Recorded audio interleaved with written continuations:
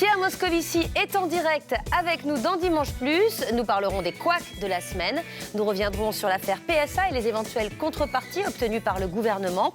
Nous reviendrons sur le congrès du PS à Toulouse, où se trouvait encore ce matin notre invité et notre espion, Karim Rissouli. Enfin, nous irons à Hénin-Beaumont, où la bataille des législatives n'est pas vraiment finie. Bonjour et bienvenue dans Dimanche Plus. Pierre Moscovici sera en direct les urnes. Mais d'abord, le meilleur de la semaine politique mis en musique dans ma playlist.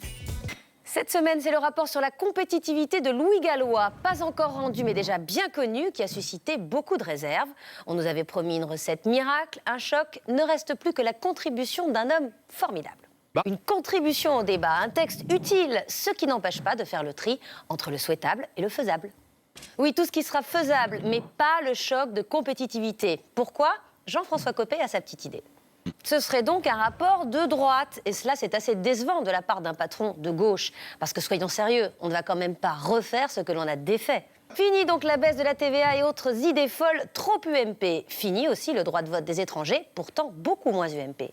Mais alors pourquoi l'avoir promis ? C'est simple, c'était l'idée de Martine Aubry.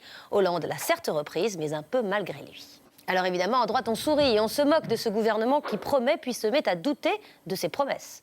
Il ne croit pas si bien dire. Au même moment, le chef du gouvernement profite de son interview radio hebdomadaire pour annoncer un peu tôt l'annulation de la loi sur le logement social.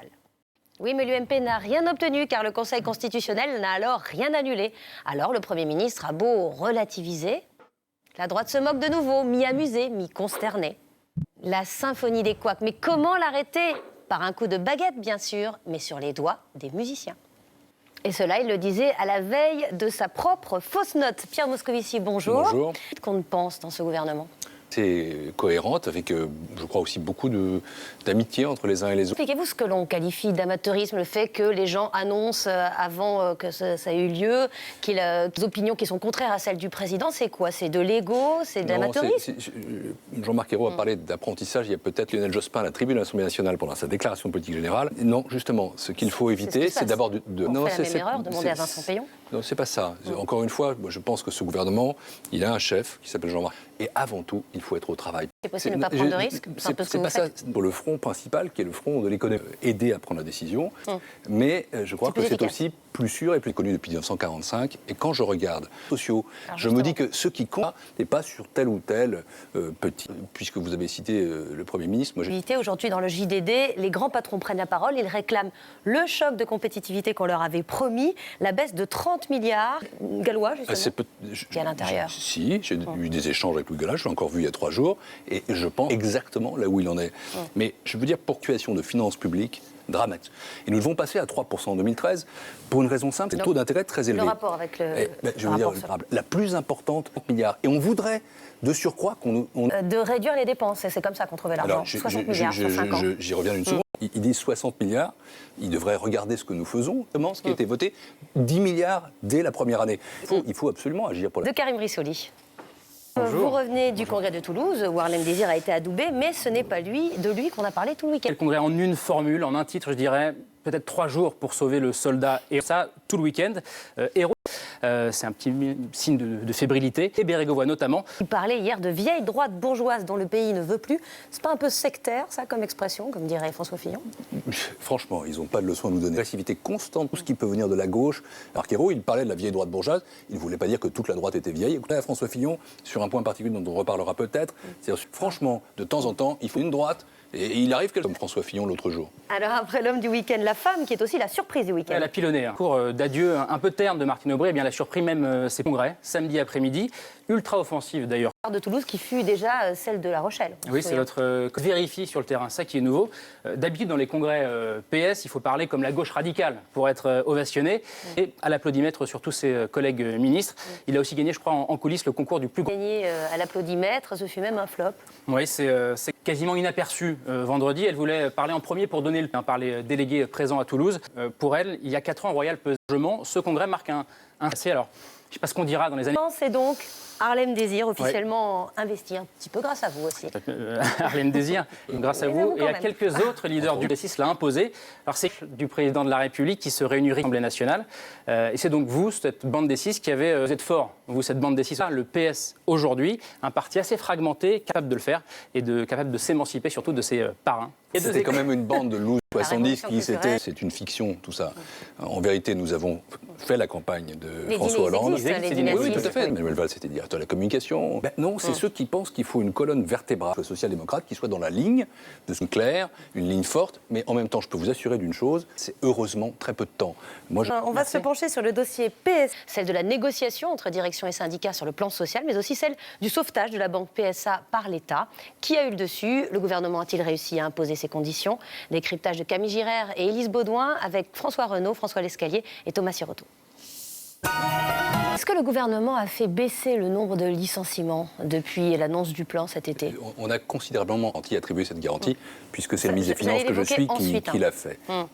Et le groupe et la banque, si cette banque, fortement par les marchés, à ce moment d'acheter une voiture, c'est aussi simple que ça. C'est du donnant-donnant. Est-ce que vous voulez dire que l'amélioration du plan social faisait partie des contreparties à l'aide au sein du conseil de surveillance, ou bien le renoncement à 3 ans de dividendes? Il y avait plusieurs Sochaux-Montbéliard, c'est chez moi qu'il y a la plus grosse unité de production. Ce que signifiait cette alliance avec General Motors. Et la deuxième contrepartie, elle était stratégique. S'il y aurait de nouveaux véhicules, alors que justement céder à la C5 sera produite à Rennes. Social. Sur le plan social. On a bien compris que la garantie, elle était voir ce que ça va donner. Il y aura encore des négociations, ça c'est naturel. Donc, notamment une chose, D'aulnay serait réindustrialisé. Deuxièmement, qu'il n'y ait aucun. Et puis les syndicats. Le plan social, vous considérez que c'est une affaire interne ou c'est une affaire du gouvernement? Non, nous avons, pour faire en sorte qu'il y ait des véhicules produits à Rennes, pour faire en sorte qu'il y ait la réindustrialisation d'Aulnay. Nous avons Est-ce qu'il ne faut pas agir vite aujourd'hui? Est-ce qu'il faut continuer à menacer les patrons, à faire beaucoup de bruit, à brasser de l'air, en disant attention, gardez tout le monde,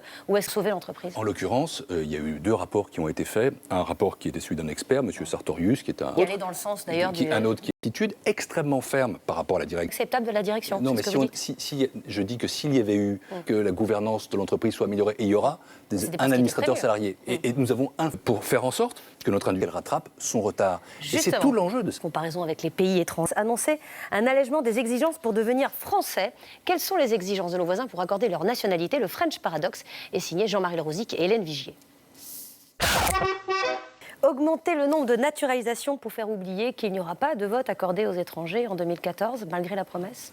Non, vous faites une chose, c'est que Manuel Valls a l'intention, et je crois qu'il a raison, apatride, et tout ça, ça fait au final d'excellents Français. Et être intégré, c'est aimer sa culture, c'est aimer sa langue française. Mais si je faisais le lien, c'est parce que les adversaires du vote des étrangers aux élections municipales estiment qu'il faut d'abord devenir français pour pouvoir voter en France. C'est pour ça que je fais le lien, vous le savez très bien. Et ce vote des étrangers... Alors, c'est autre chose, mais il y aura toujours des critères. Ce sera, nous allons naturaliser plus les dans le projet présidentiel de François Hollande. On a bien entendu Najat Vallaud-Belkacem. Il a été réaffirmé ce matin d'un collègue. Vous savez bien, vous faites partie de ce gouvernement qui a l'air mal parti pour... Non, la Constitution, il y a 2 voies, soit le référendum, soit la somme de l'Assemblée nationale et du Sénat, que nous n'avons pas aujourd'hui. Et pourquoi on l'aurait davantage dans 3 ans? C'est aux élections locales, mais il veut convaincre, vous savez... Changer d'avis. Mais des Français ont changé d'avis aussi, parce qu'avant la France, c'est très possible, les sondages étaient plutôt... Mais que nous savons qu'il y a un travail de combat, aucune forme de recul là, parce que nous avons reculé sur l'autre terrain. Toujours en direct avec Pierre Moscovici, et nous irons à Hénin-Beaumont, vieux fief socialiste que Marine Le Pen. Retour en direct dans Dimanche Plus avec Pierre Moscovici. Nous avons affronté Marine Le Pen et Jean-Luc Mélenchon aux législatives pour voir s'imposer finalement le socialiste Philippe Kemel. Eh bien, la bataille continue. D'une part, le FN tente de faire invalider l'élection qu'il dit truquée par le PS. D'autre part, le Front de gauche poursuit le FN pour un faux tract distribué en pleine campagne. L'enquête de Nicolas Vescovaci avec François Lescalier et Vincent Buchy. Et si le vote est annulé pour cause de bourrage des urnes, le PS aura réussi à ouvrir les portes de l'Assemblée à Marine Le Pen? D'abord, c'est le juge constitutionnel. Ce qui est assez révoltant dans tout ça, quand même éviter vraiment un peu nauséabond de piquer et dire que c'est un bon coup de com' comme député. Oui, vous pensez bien que c'est plutôt sur les pratiques des socialistes que je vous interroge? Je m'en doute, mais je réponds comme là-dessus. Caricaturer, il y a une très grande histoire. Il y a déjà 150 ans maintenant, pratiquement. Hénin-Beaumont, qui est mis en cause dans une affaire de fausses factures, accuse les dirigeants locaux du PS d'avoir orchestré un système de financement occulte, là un peu non, parce qu'elle est actuellement sous tutelle. Pas non plus le bébé Claude Dubin. Il y a une formidable histoire du socialisme. Le Parti socialiste Qu'auriez-vous fait dans la peau d'un autre? Si vous étiez Gerhard Schröder, auriez-vous augmenté de 3 points la TVA pour réduire le déficit et alléger le coût du travail? Nous avons rendu aux Français. Si vous étiez président de la Banque publique d'investissement, aideriez-vous les canards boiteux ou seulement les PME d'avenir? Canards boiteux aussi? Canard boiteux, c'est une expression que lui-même a regretté. C'est plutôt une banque offensive qu'une banque défensive. En effet, il s'agit bien de promouvoir les petites, moyennes entreprises. Même si Florence n'est pas un canard boiteux. Que choisiriez-vous? Qui choisiriez-vous pour succéder un jour à Jean-Marc Ayrault? Je ne suis pas François Hollande. Et je comprends bien, mais Jean-Marc Ayrault est Premier ministre. Retrouvez maintenant les nouveaux explorateurs. Bon dimanche sur Canal.